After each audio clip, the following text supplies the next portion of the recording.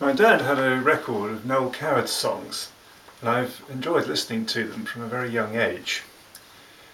Here's the view of the English aristocracy that he imbued my youthful mind with.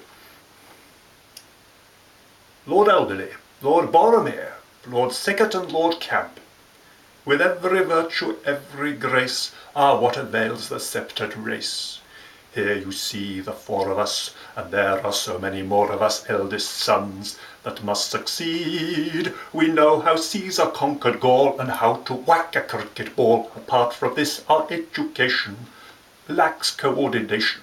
Though we're young and tentative and rather representative scions of a noble breed, we are the product of those homes serene and stately, which only lately seem to have run to seed. The stately homes of England, how beautiful they stand, to prove the upper classes have still the upper hand, though the fact that they have to be rebuilt and frequently mortgaged to the hilt is inclined to take the guilt off the gingerbread and certainly damps the fun of the eldest son.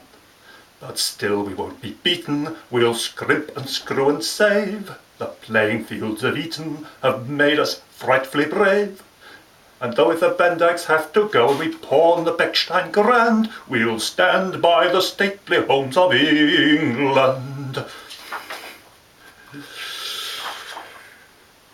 Here you see the pick of us, and you may be heartily sick of us still with sense. We're all imbued. We waste no time on vain regrets, and when we're forced to pay our debts, we're always able to dispose of rows and rows and rows of Gainsboroughs and Lawrences, some sporting prints of Aunt Florences, some of which were rather rude.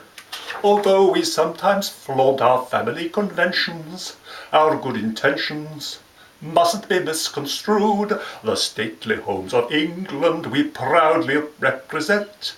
We only keep them up for Americans to rent. Though the pipes that supply the bathroom burst and the lavatory makes you fear the worst, it was used by Charles I, quite informally, and later by George IV on a journey north.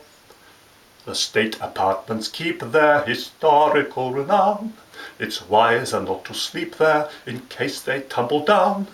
But still, if they ever catch on fire, which with any luck they might, we'll fight for the stately homes of England.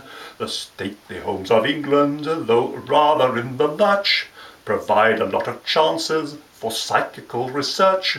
There's the ghost of a crazy younger son who murdered in 13451 an extremely rowdy nun, who resented it, and people who come to call meet her in the hall.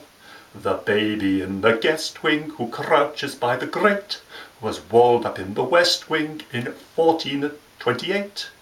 If anyone spots the Queen of Scots in a hand-embroidered shroud, we're proud of the stately homes of England.